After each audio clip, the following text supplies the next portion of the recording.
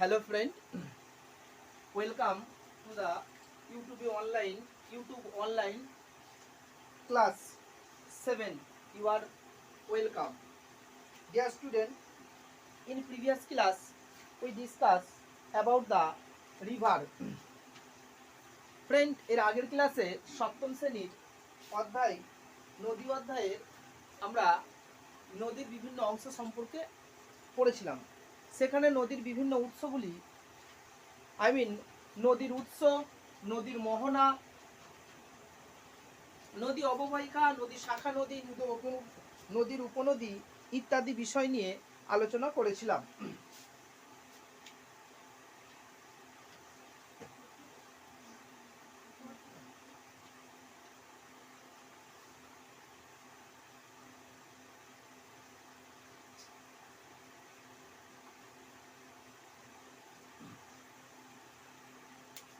সে অধ্যায়ের মধ্যে আমাদের যেটা ছিল নদী অধ্যায়।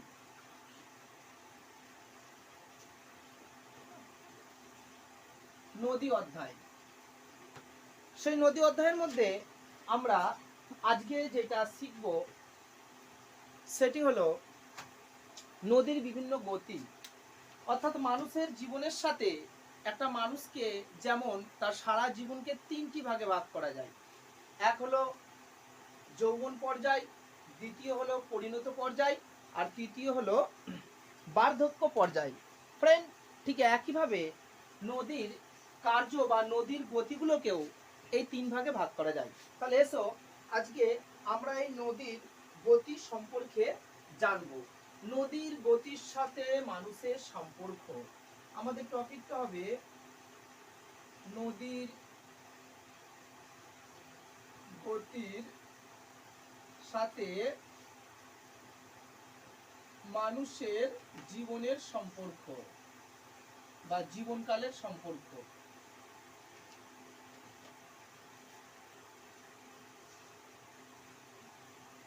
জীবনকালের সম্পর্ক অ্যাকচুয়ালি আমি বলতে চাইছি, এখানে আমি যেটা পড়াবো সেটি হলো নদীর গতি সম্পর্কে। অর্থাৎ নদীর গতির সাথে মানুষের জীবনকালের একটা সম্পর্ক আছে। সেই সম্পর্কটাকে কি বলা হয়? নদীর গতিপথ। ঠিক একইভাবে মানুষের জীবনকে কয় ভাগে ভাগ করা যায়? মানুষের জীবনকালকে কয় ভাগে ভাগ করা যায়? ফ্রেন্ড দেখো, মানুষের জীবনকালকে তিন ভাগে ভাগ করা যায়। ফ্রেন্ড, এই কি কি ভাগ হতে পারে? দেখো, বোর্ড ওয়ার্ক করে সম্পূর্ণভাবে পরিষ্কার পরিচ্ছন্নভাবে আমি তোমাদের করে বোঝানোর চেষ্টা করছি। ঠিক একইভাবে নদীর সাথে মানুষের জীবনেরও মিল আছে। সেটি কি কি? এক হলো যৌবন পর্যায়,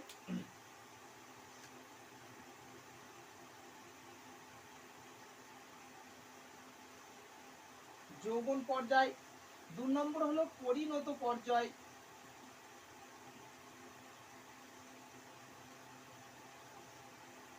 তিন নম্বর হলো বার্ধক্য পর্যায়।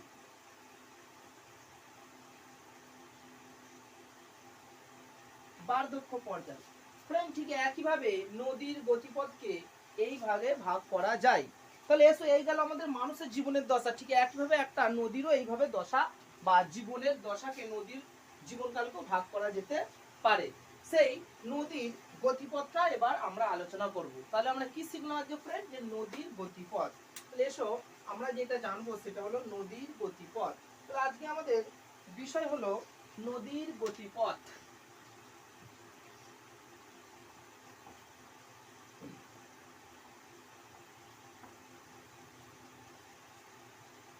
নদীর গতিপথ।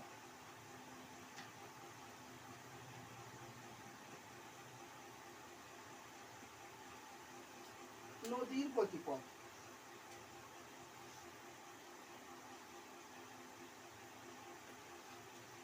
দেখো ফ্রেন্ড, নদীর গতিপথ কি? এর আগে যেটা আমি বুঝালাম এতক্ষণ ধরে, জাস্ট মানুষের সাথে নদীর কি সম্পর্ক। মানুষের সাথে যদি পরীক্ষা আসে মানুষের সাথে নদীর কি সম্পর্ক, তোমরা বলবে মানুষের যেমন জীবনকালে তিনটি ভাগে ভাগ করা যায়, নদীকেও একভাবে তিন ভাবে জীবনকালকে তিন ভাগে ভাগ করা যায়। সেটা বলবে যৌবন পর্যায়, পরিণত পর্যায় এবং বার্ধক্য পর্যায়। ফ্রেন্ড, এবার আমরা আসবো নদীর গতিপথ বলতে কি বোঝো, সংজ্ঞা। নদীর গতিপথ বলতে কি বোঝো, পরীক্ষায় যদি কোশ্চেন আসে নদীর গতিপথ কি, অর্থাৎ আমায় বলতে হবে উৎস থেকে মোহনা পর্যন্ত, উৎস থেকে মোহনা পর্যন্ত নদীর জীবনকালকে যে কয়েকটি ভাগে ভাগ করা যায় সেটি হলো নদীর গতিপথ। কি বললাম, উৎস থেকে, উৎস থেকে মোহনা পর্যন্ত নদীর গতিপথকে বলা হয়, নদীর পথকে বলা হয়, নদীর পথকে বলা হয়, নদীর পথকে বলা হয় নদীর গতিপথ। মোদ্দা কথাই হলো, সামান্য কথা হলো, অর্থাৎ উৎস থেকে মোহনা পর্যন্ত যে পথে নদী প্রবাহিত হয় তাকে বলা হয় নদীর গতিপথ। এই গতিপথটাকে কয় ভাগে ভাগ করা যায় এবার আমরা পড়ব। নদীর গতিপথকে কয় ভাগে ভাগ করা যায়, শ্রেণী বিভাগ, নদীর গতিপথের শ্রেণী বিভাগ। নদীর গতিপথের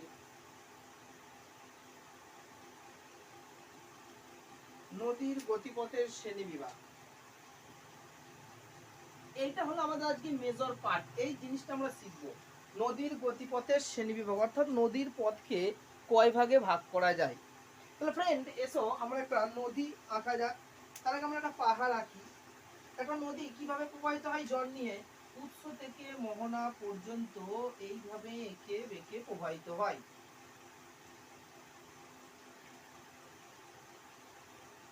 সুতরাং চলো একটু পাহাড় আঁকা যাক।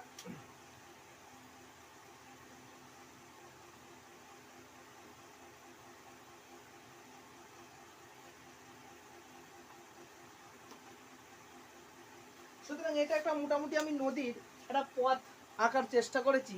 সেখানে দেখো নদী এই পার্বত্য অঞ্চল থেকে সৃষ্টি হচ্ছে, সুতরাং এটিকে কি বলা হয়, এই একটা অংশ, এই একটা অংশ, এই একটা অংশ, এই তিনটি অংশ। দেখো নদী যেখানে সৃষ্টি হচ্ছে তাকে কি বলা হয়, নদীর তিনটে পার্টে ভাগ করা যায়। সেই তিনটে পার্ট কি কি, এক নম্বর পার্ট হলো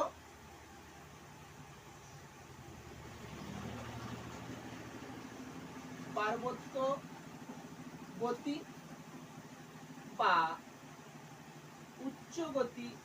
মানুষের জীবনের সাথে কিসের মিল আছে বলেছিলাম, যৌবন পর্যায়,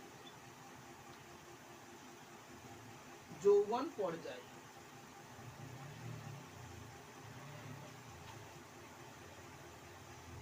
এবার হবে, এটা হবে ফ্রেন্ড মধ্যবর্তী, সরি এটা যেমন লিখেছি সেভাবে লিখি, মালভূমি,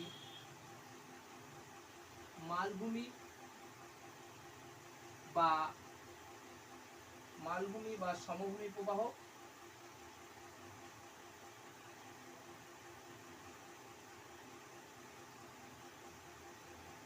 মালভূমি বা সমভূমি প্রবাহ, অথবা মধ্যবর্তী, অথবা পরিণত পর্যায়।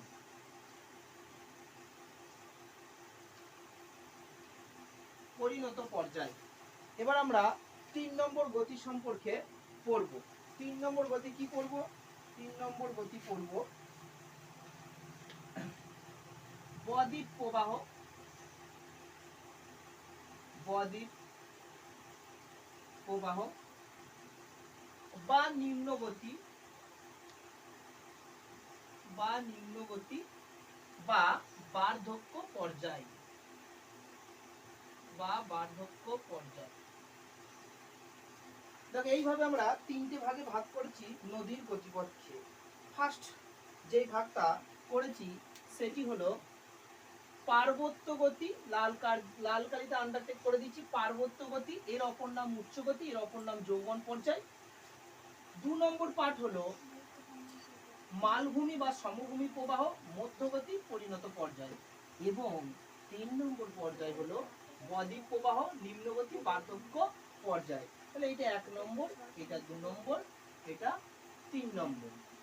দেখো ফ্রেন্ড, এবার মানুষের জীবনকালের সাথে এর সম্পর্কটা ভালো করে এবার দেখে নাও। মানুষের জীবনকালের সাথে এর সম্পর্কটা দেখো। ঠিক ফার্স্টে মানুষের যেমন শৈশব এবং যৌবন পর্যায় আগে সৃষ্টি হয়, ঠিক একইভাবে নদী দেখো এই পার্বত্য অঞ্চল থেকে সৃষ্টি হচ্ছে। সুতরাং এটা হলো পার্বত্য গতি। তাহলে এখানে আমরা লিখে নিতে পারি এটা উচ্চ গতি, উচ্চ গতি বা পার্বত্য গতি, বা পার্বত্য গতি। তাই যে এটা হলো কি মধ্যগতি, মধ্যগতি বা মালভূমি বা সমভূমি প্রবাহ, সমভূমি প্রবাহ। 3 নম্বরটা কি হবে বদ্বীপ, নিম্নগতি, নিম্নগতি,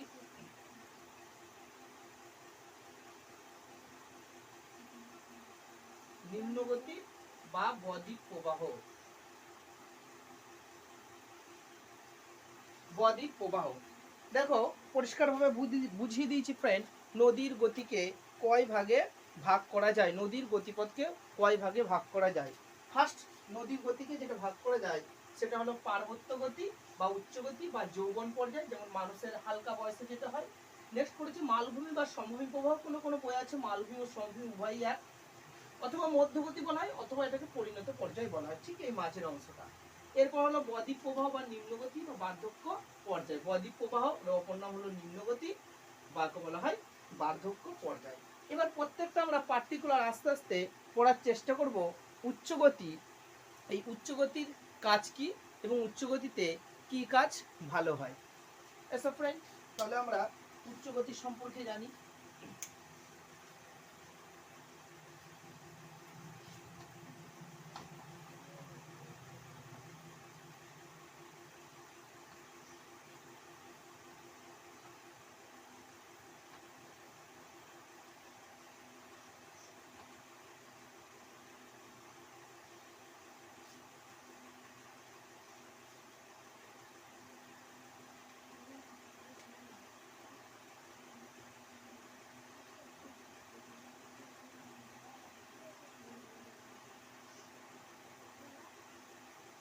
দেখো ফ্রেন্ড, আজকে আমরা যে অংশটা আলোচনা করব সেটা হলো নদীর উচ্চগতি, 1 নম্বর পাঠ, নদীর উচ্চগতি। তাহলে আমরা নদীর গতিপথের উচ্চগতি নিয়ে 1 নম্বর নিয়ে আমরা একটু আলোচনা করব। দেখো যাদের নর্থ বেঙ্গল অর্থাৎ উত্তরবঙ্গে যে সমস্ত স্টুডেন্টদের বাড়ি, তারা ব্যাপারটা বুঝতে পারবে। অর্থাৎ উত্তরবঙ্গের নদীগুলি যে প্রবাহ লক্ষ্য করা যায় বেশিরভাগ কিন্তু তাদের পার্বত্য গতি বা উচ্চগতি বা বরফ গলা জলে পুষ্ট। অর্থাৎ দার্জিলিং, জলপাইগুড়ি, কুচবিহার ইত্যাদি অঞ্চলে যারা থাকে, এরা কি করে হিমালয় পার্বত্য অঞ্চল থেকে এই নদীগুলির সৃষ্টি হয়, ভূমির ঢাল অনুসারে প্রবাহিত হয়। তাহলে আমরা যেটা আসছিলাম সেটা হলো নদীর উচ্চগতি। এই উচ্চগতি প্রথমেই জানবো সংজ্ঞা, সংজ্ঞা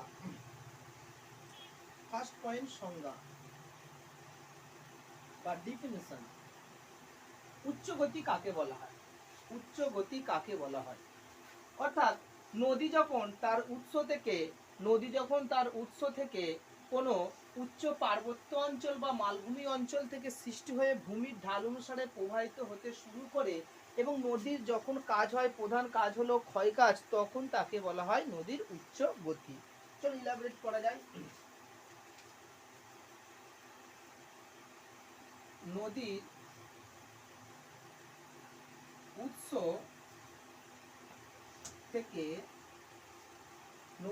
উৎস থেকে মালভূমি অঞ্চল পর্যন্ত প্রবাহ পথকে বলা হয় নদীর উচ্চ গতি।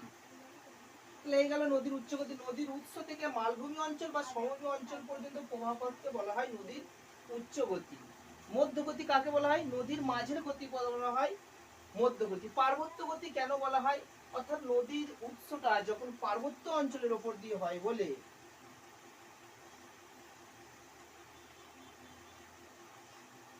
নদীর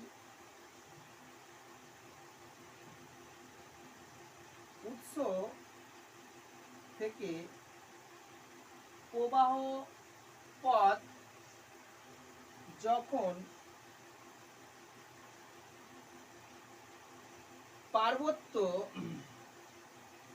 পার্বত্য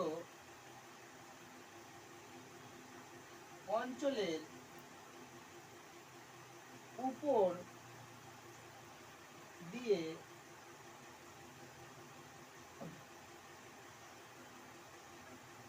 প্রবাহিত হয় তখন তাকে পার্বত্য গতি বলা হয়। দেখো পরিষ্কার ভাবে লিখেছি, নদীর উৎস থেকে প্রবাহ পথ যখন পার্বত্য অঞ্চলের উপর দিয়ে হয়, অর্থাৎ যখন কোনো নদী, অর্থাৎ আসল কথা হলো বা প্রকৃত কথায় ছোট কথা হলো, যখন কোনো নদী পথ কোনো পার্বত্য অঞ্চলের উপর দিয়ে প্রবাহিত হয় তখন তাকে বলা হয় নদীর পার্বত্য প্রবাহ। এখানে লিখে দিচ্ছি, নদীর উৎস থেকে প্রবাহ পথ যখন পার্বত্য অঞ্চলের উপর দিয়ে প্রবাহিত হয়, নদীর উৎস থেকে প্রবাহ পথ যখন পার্বত্য অঞ্চল দিয়ে উপর দিয়ে প্রবাহিত হয় তখন তাকে পার্বত্য গতি পথ গতি বলা হয়। ফ্রেন্ড আমাদের মনে রাখতে হবে এই পার্বত্য গতি একটা উদাহরণ। পার্বত্য গতির উদাহরণ দেওয়া যাক। পার্বত্য গতির উদাহরণ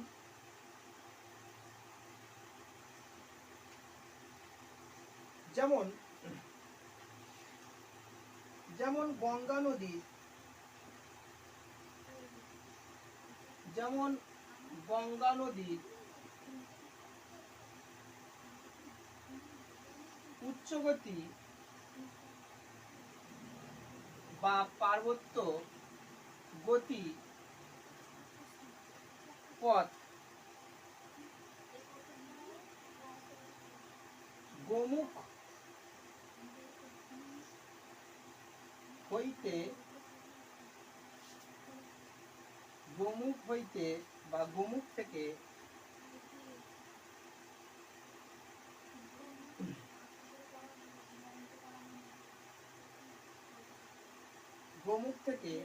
হরিদ্বার, গোমুখ থেকে হরিদ্বার প্রায় 710 কিমি। বিভিন্ন বই বিভিন্ন রকম আছে। উদাহরণ দিয়েছি একটা নদীর উচ্চগতি, গঙ্গা নদীর উৎস, গঙ্গা নদীর উচ্চগতি বা পার্বত্য গতি হলো গঙ্গা নদীর উৎস থেকে অর্থাৎ গোমুখ থেকে হরিদ্বার পর্যন্ত প্রায় 710 কিমি প্রবাহপথ হলো নদীর গঙ্গা নদীর উচ্চ বা পার্বত্য গতি। এবার ফ্রেন্ড আমরা জানবো সংজ্ঞার পর এই পার্বত্য গতির কাজ, পার্বত্য গতির প্রধান কাজ কি এবং পার্বত্য গতির প্রধান বৈশিষ্ট্য কি। পার্বত্য গতির কাজ,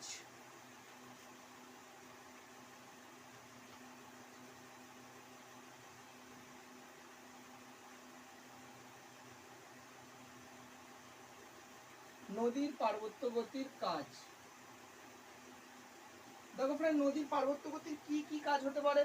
আমরা জানি কোন একটা নদী যখন উচ্চ পার্বত্য অঞ্চল যখন বা কোনো বরফের গুহা থেকে উৎপত্তি লাভ করে সেটি ভূমির ঢাল অনুসারে প্রবাহিত হয় তখন কি কাজ হয়। আমরা জানি নদীর জলপ্রবাহের সাথে ভাসমান বা জলের সাথে ভাসমান বিভিন্ন পদার্থ থাকে এবং নদীর জলস্রোতের আঘাতে নদীর তলদেশে নদী খাতের এবং নদীর পাশে অবস্থিত নুড়ি কাঁকড় বালিকে প্রভৃতি ক্ষয় করে। তাহলে নদীর গতিপথের প্রধান কাজ কি? প্রধান কাজ হলো ক্ষয় কাজ করা। ক্ষয় কাজ, নদীর উৎস অঞ্চলের প্রধান কাজ হলো ক্ষয় কাজ। পরীক্ষার very very important question friend, যে নদী পার্বত্য গতির প্রধান কাজ কি? ক্ষয় কাজ। এবার জানবো আমরা এই নদীর পার্বত্য গতির কিছু বৈশিষ্ট্য। নদীর পার্বত্য বা উচ্চ গতির বৈশিষ্ট্য।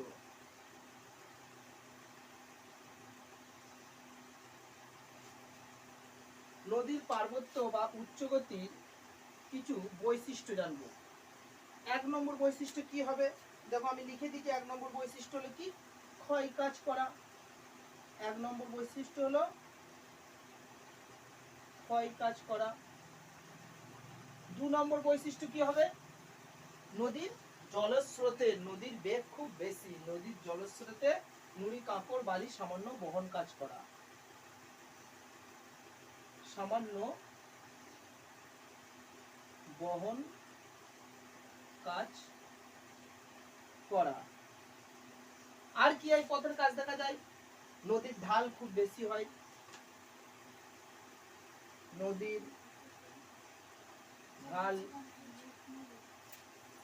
ঢাল খাড়া বা খুব বেশি হয়।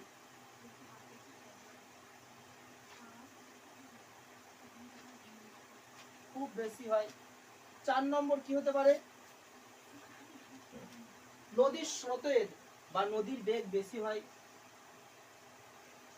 নদীর বেগ বা গতিবেগ বেশি হয়। সো ফ্রেন্ড, এই গেল আমাদের আজকে নদীর উচ্চ গতি। সেখানে ফার্স্ট যেটা করলাম সেটা করলাম আমি নদীর ক্ষয় কাজ করে, সামান্য বহন কাজ করে, নদীর ঢাল খুব বেশি হয়, নদীর বেগ বা নদীর স্রোতের হারটা অর্থাৎ নদীর গতিবেগটা খুব বেশি হয়। সো এটা গেল আমাদের নদীর উচ্চ গতি বা পার্বত্য গতি বা যৌবন পর্যায়ের কিছু বৈশিষ্ট্য। এবার ফ্রেন্ড আমরা প্রশ্ন উত্তর পর্ব নিয়ে আলোচনা করব।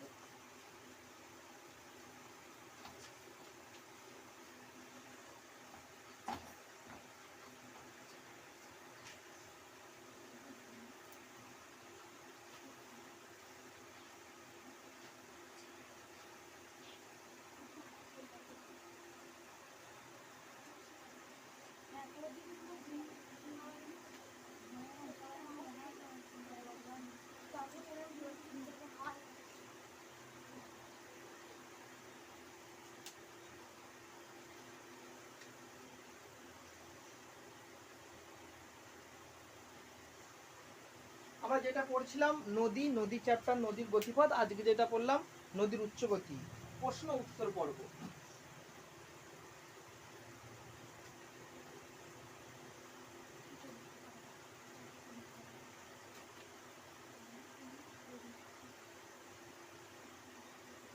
ফার্স্ট কোশ্চেন, নদীর সাথে মানুষের জীবন কালের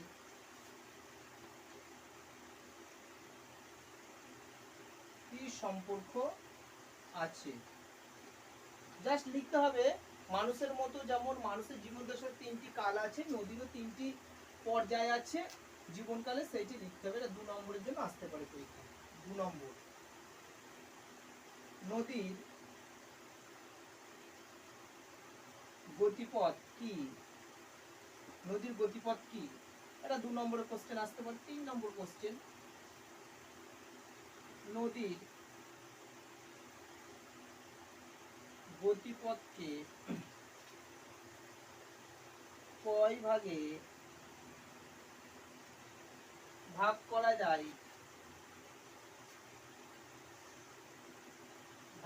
যায়? ও কি কি? এটা 2 নম্বর কোশ্চেন আসতে পারে। নদীর গতিপথকে কয় ভাগে ভাগ করা যাবে, কি কি? 4 নম্বর কোশ্চেন, উচ্চ গতির বৈশিষ্ট্য লেখো। উচ্চ গতির বৈশিষ্ট্য লেখো। এটা 3 নম্বরে আসতে পারে, উচ্চ গতির বৈশিষ্ট্য লেখো। নেক্সট কোশ্চেন,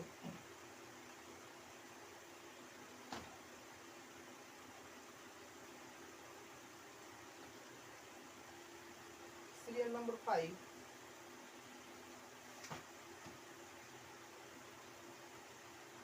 নদীর উচ্চ গতি কাকে বলে? নদী উচ্চ গতি কাকে বলে? 6 নম্বর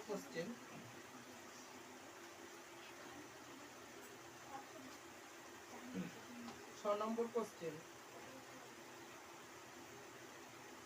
নদীর উচ্চ গতির প্রধান কাজ কি? খুব ইম্পর্টেন্ট কোশ্চেন ফ্রেন্ড, এটা ভেরি ভেরি ইম্পর্টেন্ট। যে নদীর উচ্চ গতির প্রধান কাজ কি? নদীর উচ্চ গতির প্রধান কাজ হলো ক্ষয় কাজ করা। উত্তর হবে ক্ষয় কাজ করা। খুব ইম্পর্টেন্ট কোশ্চেন।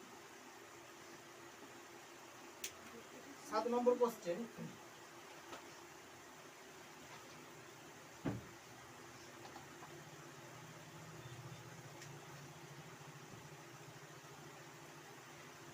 নদীর উচ্চ গতিপথকে পার্বত্য গতি পথ কেন বলা হয়? কেন বলা হয় নদীর উচ্চ গতিপথকে পার্বত্য গতিপথ কেন বলা হয়? যেহেতু নদীর উচ্চ গতি পার্বত্য অঞ্চলের উপর দিয়ে প্রবাহিত হয়, তাই একে বলা হয়।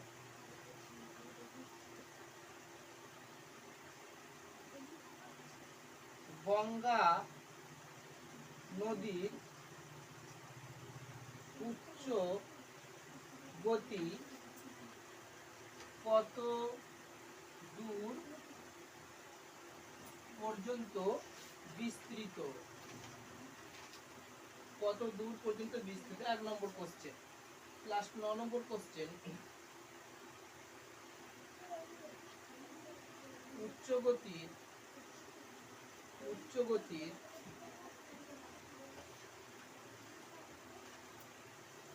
নদীর উচ্চ গতির অপর নাম কি? অপর নাম কি? নদীর উচ্চ গতির অপর নাম কি? নদীর উচ্চ গতির ফ্রেন্ড অপর নাম হলো পার্বত্য গতি। লাস্ট 10 নম্বর কোশ্চেন। নদীর কোন গতিপথে নদীর